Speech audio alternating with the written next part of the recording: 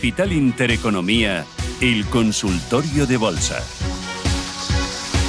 Pues ya sabe el momento de trasladarnos sus preguntas para que les respondan en tiempo de consultorio Franco Machiavelli, analista de mercados, a través de esas tres vías que tienen a su alcance. Teléfono fijo para hablar en directo, 91-533-1851, y el WhatsApp, notas de voz, 609-224716, y por supuesto nuestro canal de YouTube. Todo mientras seguimos de cerca la tensión del mercado y con fuertes caídas y de bancos centrales. El Riksbank, el Banco de Suiza, ha sido el último en pronunciarse en tiempo.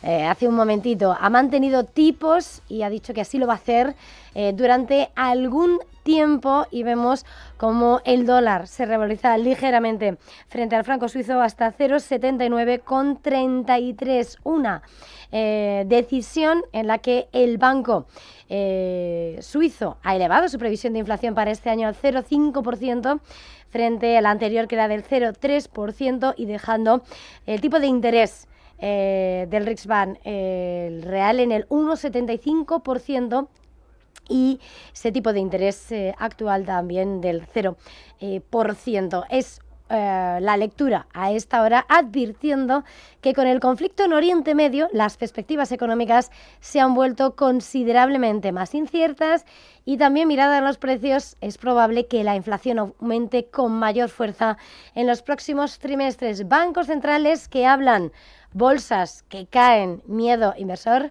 Tiempo de consultas. Franco Machiavelli, muy buenos días. ¿Qué tal, Eva? ¿Cómo estamos? Muy buenos días, encantado de estar nuevamente aquí contigo. Lo mismo digo, aunque hoy los índices no están precisamente de fiesta. Vemos una jornada de fuertes caídas en los índices europeos. El IBEX contiene los 17.000 puntos, los ha perdido, a esta hora tiene 16.935 puntos, en una jornada de caídas del 2% que siguen a Asia, que siguen a Wall Street. ¿Cómo ves? ¿Hay pánico? ¿No hay pánico? ¿Cómo ves los índices? Bueno, bastante, digamos, un equilibrio muy delicado, ¿no? ¿Por qué digo un equilibrio muy delicado, Eva? Pues porque cualquiera podría haber esperado que a priori renta variable hubiese caído mucho más, ¿no? Por eso digo equilibrio delicado o equilibrio muy sensible. ¿Sensible a qué? Pues a la narrativa o al relato que manejen los bancos centrales. Es decir, ya ayer la Fed dio un poquito un giro, que aunque bajo o contra algunos pronósticos, incluyo el mío, se mostraron un poquito hawkish, ¿no? Que hacían bastante referencia a la inflación, un poquito más, la ponderaban más frente al empleo. Y claro, hoy tenemos, como me has nombrado ahora también, batería de bancos centrales. Hemos visto Estados Unidos, perdón. Hemos visto Japón esta mañana, luego Suiza, Suecia en este caso. Tenemos Bank of England también, y tenemos también el Banco Central Europeo. Entonces, no es de extrañar que el S&P se acerque a estos niveles tras la reunión de ayer. No es de extrañar que, como bien comentabas, el IBEX pierda, digamos, una serie de niveles. Aún así no está perdiendo niveles importantes a largo plazo, ¿vale? Esto es importante. Y luego, por otro lado, y por concluir, vemos al oro caer. A esto a cualquiera le puede llamar la atención. Bajo mi punto de vista, puede ocurrir dos factores que se nutren entre sí. Seré muy breve con esto. El oro, primero, ha estado subiendo mucho, muchos inversores pueden estar tomando beneficios y paralelamente preparándose para cubrir eventuales llamadas de márgenes, eventuales stop outs o eventuales margin calls, que es todo lo mismo, ¿no? A grosso modo, que pueda llegar a propiciar a partir de ahora los índices, derivado un poco de este pequeño giro hawkish por parte de algunos bancos centrales, o no tan dovish, podríamos llegar a decir, mejor dicho, en el medio de un conflicto que sigue siendo el interrogante y no sabemos cuánto va a durar, teniendo en cuenta las implicaciones macroeconómicas que se pueden llegar a esperar de todo este tipo de cosas. Así que bueno, una situación bastante sensible, podríamos llegar a decir, Eva, pese a todo, y aún así hemos aguantado muy bien el ritmo. Ahora habrá que ver, o el interrogante estará en si lo seguimos aguantando o si, por el contrario, pues vemos algún sell-off implícito, sobre todo teniendo en cuenta los aumentos de la volatilidad que hemos estado viendo en el día de ayer, 12% VIX, acercándose nuevamente un poquito a la zona crítica del 35, que es donde hemos estado viendo hasta ahora el pico de volatilidad, pues en el medio de este conflicto, ¿no? Ujú. Vamos con consultas que, por cierto, también muchas se ven bañadas por los tintes de la guerra. Dice, con la escasez de fertilizantes en Estados Unidos, la caída de su poder adquisitivo y el auge de la tecnología a pesar del parón o el entorno bélico, ¿cuál sería el precio de entrada en la alemana Bayer eh, o la americana Carvana para salir airoso antes de final de año? Bueno, a ver, podríamos llegar a decir, y esto en el fondo también digamos, importante destacarlo, ¿no? Bayer creo que la estuvimos hablando hace no mucho y todo lo que es defensivo, pues luego acaba teniendo un poco ¿cómo diríamos? El protagonismo, ¿no? En términos generales, tenemos que saber primero que al final valores como Bayer, pese a que podríamos llegar a decir, tienen ese aspecto defensivo, también forman parte de una industria que en términos a veces de valoración es un poco más complicado de valorar. Pero si tomamos el healthcare por el lado defensivo, con una beta defensiva y poco más, no es un mal candidato. De hecho, hablábamos de Bayer, yo en lo personal hablaba de Bayer hace ya bastante, en los registros de Internet se puede comprobar, no lo digo por decir, cuando estábamos un poco en niveles rompiendo esos niveles de 30, ¿no? ¿Cómo estamos ahora? Justamente, bueno, pues en un punto que es bastante importante y que pone a prueba el rendimiento o el papel que puede llegar a jugar este tipo de valores en el entorno actual. ¿A qué me refiero? Pues justamente al nivel de al nivel de 45. Es una confluencia de techos, es una confluencia de resistencias que sí que es cierto que ha venido marcando el ritmo del último drawdown. Estamos hablando de un drawdown importantísimo, porque son 10 años de tendencia bajista. Fijémonos en pantalla desde más o menos los 106 hasta el nivel de 18. Es que se dice pronto, pero esto es un drawdown espectacular. ¿Cuál es la diferencia? Que, bueno, hemos aguantado un poquito mejor el nivel de 22, ha hecho algo de suelo. ¿Dónde hay que mirar ahora para a partir de ahí ver si, por el contrario, continuamos con todo el sesgo alcista que sí que tiene a nivel largoplacista, pero no nos vemos inmersos un poco en una pauta correctiva un poco más extensa que responda a esas patas bajistas, ¿no? A esos impulsos bajistas que acaben un poco reaccionando a la parte del techo. Pues un nivel muy clave o muy claro, ¿no? Justamente el que decía antes, el nivel de 45, ver una rotura de estos niveles pues sería favorecedor para el valor, pero claro, esto es un gráfico mensual. Habría que mirar pues evidentemente a tendencias un poquito más cortoplacistas, que en el corto plazo sí que vemos máximos y mínimos crecientes por todo ese último impulso que veíamos en términos macro, ¿no? Entonces, largo plazo 45, corto plazo niveles, que es donde debemos apoyar la tesis, nivel de 35. Es un soporte que a priori no está reaccionando del todo mal, es un poco esos máximos y mínimos crecientes, digamos, triple confluencia, mejor dicho, soporte horizontal, soporte diagonal y media móvil. Así que bueno, entre 35 y 45 es la clave, no perder 35 y preferiblemente superar el nivel de 45 en este caso. Preguntaba también sobre la americana Carvana, que la metía, yo suelo meter solo un título, pero también te la he puesto sobre la mesa. No hay problema. Vale, pues a ver, Carvana, sí que es cierto que viene teniendo un drawdown relativamente importante, ¿no? Es que esto no es algo malo y a veces siempre tendemos a pensar que este tipo de cosas puede llegar a ser algo negativo. ¿A qué me refiero? Cuando vemos una rotura de máximos y a partir de ahí vemos una corrección. Primero es necesario, es saludable y logra sanear excesos previos o subidas verticales previas. Que estamos viendo en Carvana y sobre todo sí que es cierto que a nivel, ¿cómo lo diría? Coyuntural, a lo mejor puede salir un poquito más perjudicada. Eso no significa que sea una mala empresa, significa que el entorno puntualmente a lo mejor no le está beneficiando. Eso se puede derivar, o puede derivar eso en una contracción de múltiplos, en una corrección que eventualmente ante una desescalada y ante un risk-on nuevamente en los mercados le pueda beneficiar también. Esos timings son la clave. Saber si cuando un suceso, un factor exógeno, lo que sea, afecta un valor de forma justa, pero que se puede llegar a prever una recuperación posterior. Ahí hay clave siempre. Cuando hacemos stock picking, saber seleccionar esto y saber filtrar entre buenos fundamentales. Como vemos, Carvana en este caso ha tenido un rendimiento muy bueno, viene de superar máximos históricos y se acerca un poco, ¿no?, a esa media móvil. Estamos hablando media móvil de 200 sesiones gráficos semanal, nivel de 215, es un poco, podríamos llegar a decir, los apoyos más macro. ¿A qué me refiero con apoyos más macro? Que algo muy malo tiene que pasar para que rompa estos niveles y permanezca por debajo. El último fue precisamente principios del mercado bajista 2022, lo vemos aquí. A partir de ahí le costó bastante volver a recuperar media móvil y justamente cuando la recupera, pues mantiene tendencia. Para que no lo sepa, pues siempre decimos, ¿no? Predisposición alcista de un valor cuando se encuentra por encima de su media móvil. Cuanto más largo plazo sea la media móvil, mejor, más fiable, ¿no? En diario, sin embargo, sí que la ha roto. En diario es un poquito más sensible. Por lo tanto, yo me quedaría, sobre todo, en gráfico semanal, Eva, 200, de hecho un poquito más, entre 215 y 240, es una zona importante por esos factores que comentamos, factores de apoyo, factores de suelo, factores de soporte, pero como siempre suelo decir, Eva, el técnico queda, en este caso, en segundo plano cuando estamos ante casos como este, como el que estamos viendo a nivel coyuntural. Pero sí que la vigilaría por si vemos una mejora en la narrativa, una mejora en la coyuntura y aprovechando un poquito la corrección que vemos más o menos un drawdown de en torno al 40, que se dice pronto, pero es bastante drawdown, podríamos estar teniendo en el radar. Tal y como está ahora, si me preguntas por ser un poquito más exacto, no me atrevería de momento tal y como está ahora, pero por una situación básicamente, como decía, coyuntural. Pero sí que la tendría en el radar vigilando un poco estos niveles porque no ha cambiado su aspecto. Me gusta esa frase, que el técnico está por detrás dependiendo de esa coyuntura. Vamos con una nota de voz, Franco. Buenos días. ¿Cuál de estas acciones ve más interesante el analista para entrar? ¿Ferrovial o ACS? Y de la que elija, pues que me dé momento de entrada. Muchas gracias.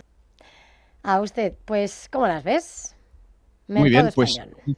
vale, vamos a compartir en dos gráficos, así optimizamos el análisis y bueno, izquierda Ferrovial, derecha ACS, creo que tienen aspectos muy similares, ¿vale? Luego sí que es cierto que, pues evidentemente, tenemos que hilar un poquito más fino, bajar temporalidades y tal. Pero bueno, quitando todo esto, son subidas parabólicas, que muchas veces hablamos todo el rato. Bueno, o veníamos, ahora ha quedado esto un poco en segundo plano. Veníamos hablando mucho que S7 magníficas, que es Estados Unidos, cuando el IBEX lo ha hecho súper bien. Hay un montón de valores del IBEX que lo han hecho fantásticamente bien, en este caso del BME, ¿no? Del mercado español. Vamos a ver, Ferrovial. Si nos vamos a gráfico diario, se acerca un poco a su media móvil. Hay veces que el criterio más simple es el más efectivo. Sobre todo cuando vemos tendencias tan fuertes. Ante tendencias muy fuertes, muy saludables, el criterio más simple muchas veces es el más eficaz. ¿Y a qué me refiero? Un testeo en media móvil. Es decir, si nos damos cuenta, Eva, y estamos viendo en pantalla, gráfico diario, media móvil, en cuanto comenzó Ferrovial con su predisposición alcista, con todo ese impulso, la media móvil siempre fue un apoyo, como digo, muy simple, muy sencillo y muy eficaz. Cualquier testeo simplemente ha sido oportunidad de compra, salvo en momentos puntuales, como el que vemos aquí, que la perfora hacia abajo, pero es que si miramos un poquito la fecha, abril 2025. Ya sabemos que el Liberation Day, pues al final, digamos, giró un poco los mercados. Y aún así no cambió el aspecto. Fue un spike de volatilidad y nada más. ¿Cuándo hemos llegado a ver que la media móvil no hacía su efecto? Pues como siempre, y como siempre dicen los mercados, pues ante mercados laterales. No hace nada la media móvil, porque no deja de ser un suavizador de tendencias. Así que en mercados laterales no nos vale, pero en mercados tendenciales sí que nos vale, ¿no? ¿Por qué digo todo esto? Y esto aplica también tranquilamente a CS, porque vemos que Ferrovial no solamente viene teniendo un muy buen comportamiento, sino que desde máximos ha corregido más o menos en el torno del 14%, lo que estamos viendo hasta ahora, ¿vale? De máximo a mínimo 15 más o menos. Eso por un lado y sobre todo por apoyos también de suelo, pero lo que venía diciendo, el criterio más sencillo pero más eficaz, un testeo en media móvil. Así que a priori, si nada cambia y sobre todo, especialmente si no perdemos el nivel de 52, pues podría llegar a ser un buen punto de entrada en este aspecto. ¿Qué podríamos llegar a decir de ACS? Pues un poquito más de lo mismo. Bueno, aquí no me figura la media móvil, no sé por qué, pero seguramente por una lógica de estructura de mercado la tendremos muy muy cerca, ¿vale? Así que ¿qué estaría vigilando? Pues si no tengo media móvil, tiro de línea tendencial, que también está pues teniendo un criterio bastante simple. Un punto solo y con esto acabo. Ferrovial sí que ha roto máximos previos. Es un detalle menor, pero es un detalle muy importante. Por eso voy a poner un poquito de zoom. Ferrovial sí que ha roto máximos previos, ¿vale? Ha hecho esto, pam, pam, pam, y cuando el mercado al final nos rompe un alto previo, es signo de fortaleza. ¿Qué ocurre en este caso con ACS? Que lo más inmediato no lo ha conseguido romper. Es decir, no vemos esto. No sé si me explico. En fin, detalle menor, ¿vale? Creo que al final lo más importante es que los dos tienen tendencia y tampoco significa una muestra de súper debilidad por parte de ACS. Si tengo que elegir una, pues me quedo a priori con Ferrovial, que está un poquito más cerca de ese timing, siendo que a ACS le quedaría un poquito más hasta llegar a niveles de suelo. Así que más o menos esas serían las referencias y por dar un precio exacto para CS, un precio aproximado, mejor dicho, pues nivel de 100. También es un precio, un número redondo, un número muy psicológico, y esto a veces también hace de suelo, los famosos números psicológicos. Así que bueno, pero entre una de las, Ferrovial me quedaría con eso y que no pierda el nivel de 52. Pues Carmelo Ramo también te preguntaba sobre estos en una de las cuestiones. Chus Getafe dice, hoteles Meliá, ¿aguantamos la marea con ganancias del 25% y niveles? Te pregunta. Bueno, muy bien. Yo siempre tiendo a decir un poco lo mismo, ¿no, Eva? Cuando un oyente tiende a preguntar, oye, ¿qué hago con una posición ganadora? Bueno, lo primero, enhorabuena, porque siempre si es una cuestión, no es una pregunta referida a ¿qué hago porque estoy perdiendo? ¿Qué hago porque estoy ganando? Pues me quedo con la segunda, que es muchísimo mejor. Es punto uno. Siempre Y más. luego, exacto, y luego punto dos, un punto también súper importante que me gustaría que todo el mundo tenga en cuenta. Los cierres parciales son algo muy saludable, ¿vale? Es decir, se suele decir mucho en bolsa que el punto de entrada pues tiene un poco de complejidad, pero el punto de salida todavía más, ¿no? Siempre cuesta más salir que entrar. Entonces, la variable de salir por cierre, por criterio de cierre parcial es algo que siempre es saludable, ya hacemos caja, seguimos teniendo exposición, que ahí es donde se encuentra siempre ese dilema muy binario, o salgo o me quedo. Pues puede ser ambas, y eso es el cierre parcial, 50% de la posición o el porcentaje que el oyente mejor prefiera. En términos técnicos, no lo vamos haciendo mal, sobre todo tras la superación de una resistencia clave que tenía Meliá y que le costó un montón superar, que es el nivel de 8 por acción, ¿vale? Le ha costado bastante, ¿eh? Son niveles pre-COVID en donde estamos ahora, ¿vale? Entonces, como le ha costado bastante y como lo ha superado a priori bien, pues podríamos llegar a seguir teniendo predisposición alcista, sobre todo por una nueva rotura de máximos y por una nueva secuencia de máximos y mínimos que son crecientes. Ante, digamos, la rotura de este nivel, vigilaría ese mismo nivel roto ejerciendo como suelo en el punto actual, que se juntaría con una confluencia de triple suelo. Lo que antes era techo, ahora es suelo, media móvil y, en este caso, suelo diagonal, suelo tendencial. Así que, bueno, ese criterio de cierre parcial y no perder los 8 por acción en un eventual retroceso, eventual throwback, que no pullback, ¿vale? Es lo que más tendría en cuenta para este valor, pero bueno, lo viene haciendo muy bien y es buena señal que haya roto niveles y que estemos, por fin, en pre-COVID, que le ha costado bastante. Vamos con una llamada. María, muy buenos días. Hola, buenos días. A ver, quería preguntarle al señor analista si le parece bien entrar aprovechando las bajadas de estos días en IAG, Puig y Celmes. No tengo ninguna de las tres y siempre he querido entrar a ver si puedo aprovechar estas caídas. Bueno, muchas gracias, María. Pues que le gustaría entrar en ellas.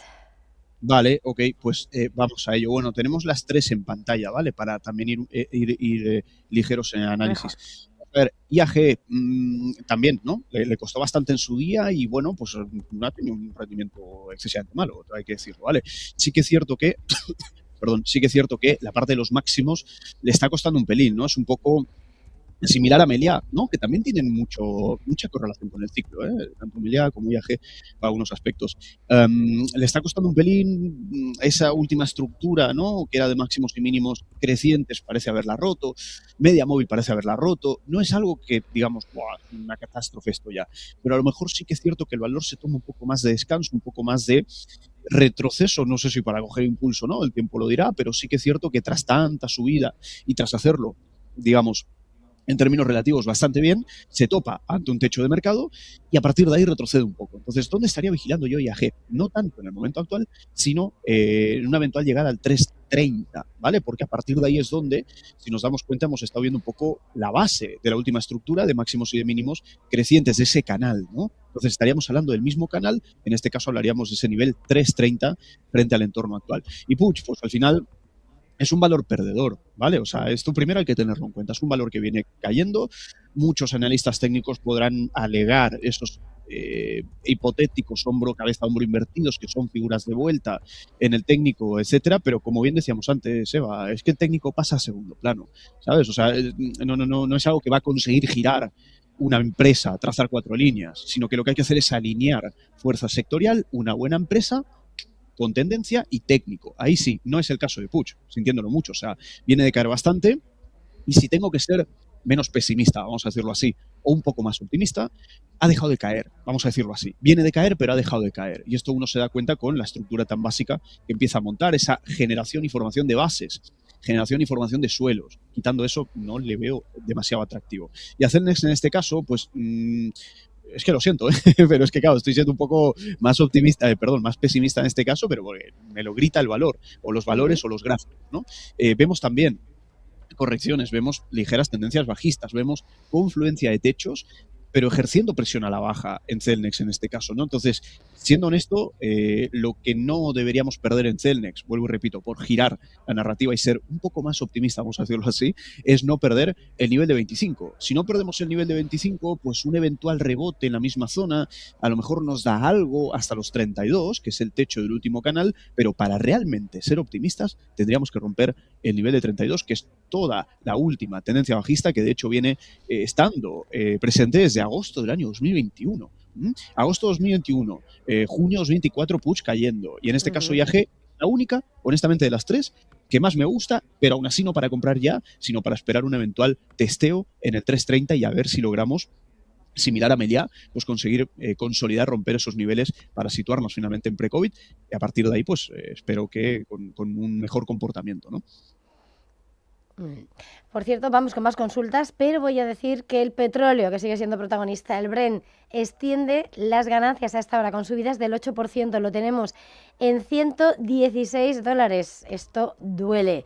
Vamos con consultas y entre las que nos llegan, dice David Reardúa: podría analizar Naturgy, está dentro con ligeras ganancias, pero dudando entre salir o mantener.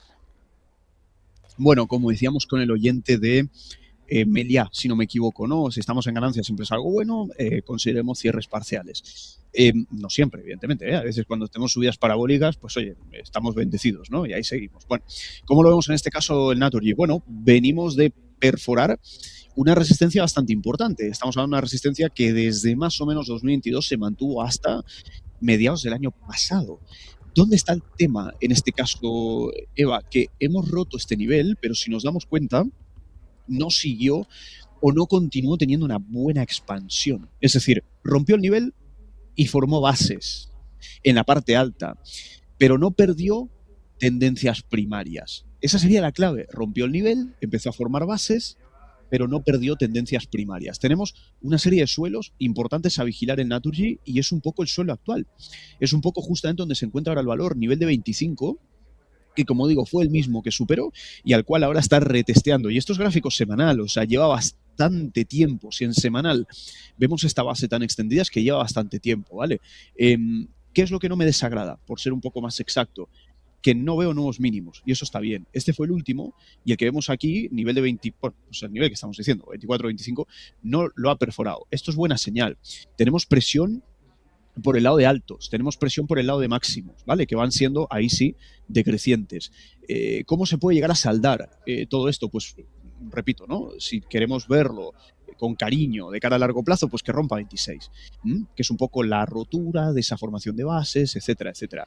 Dicho de otra forma, nos quedamos también, si no, en gráfico semanal, y si somos un poquito más laxos con los niveles, no perder el nivel de 23, porque es un poco ahí donde vamos a ver con mayor claridad esos apoyos tendenciales de muy largo plazo, esas confluencias con media móvil de 200, y que grosso modo, pues si no perdemos estos niveles, muy bien. Ahora bien, consideremos el coste de oportunidad de estar en un valor que de momento está lateral. Veremos, evidentemente, cómo puede llegar a salir parado de un conflicto como el actual, ¿no? Y los shocks energéticos, que esto también es importante, incluirlo en la coyuntura y en el contexto actual. Por eso, si somos relativamente optimistas, mínimamente que rompa 26. Si rompiese 26, de hecho sería una señal muy buena. Así que, por concluir, básicamente, no perder el nivel de 23 y eventualmente, a poder ser, romper el nivel de 26 para que continúe con su tendencia primaria, del lado, en este caso, también de la fuerza sectorial, que el sector energético, pues como ya sabemos, estará en el punto de mira ahora y durante los próximos meses.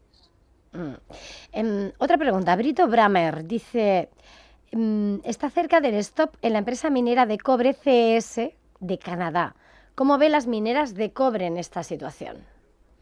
Muy Esas bien. materias primas. Sí. Lo que hay que tener en cuenta aquí es un factor muy importante. Cuando miramos metales y miramos mineras de esos metales, sí, suelen tener un poco esa, como le diríamos, ese decalaje. Muchas veces ese decalaje se puede llegar a traducir en una oportunidad, siempre y cuando los fundamentales de la compañía sean buenos, etcétera, etcétera. Punto 1, ese. Punto 2, ojo, porque una subida muy vertical del subyacente, es decir, de la commodity, no siempre se va a trasladar de forma inmediata en mayores márgenes. ¿Por qué? Pues porque muchas veces los contratos que van empalmando mineras en cuanto a lo que es la venta de ese producto ya están fijados. No sé si me explico, y a veces se imponen criterios medios de estabilización sobre ese subyacente.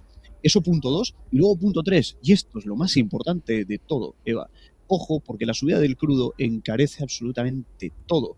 Todo lo que es el proceso de minería, el crudo es un material básico para llevar a cabo eso. Y esto aplica para mineras de oro y para mineras de plata, para mineras en general, ¿no?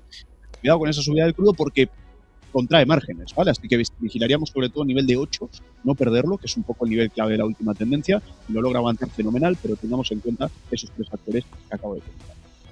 Franco Machiavelli, como siempre un verdadero placer. Gracias, feliz jornada y hasta la próxima. Igualmente, Eva, muchas gracias.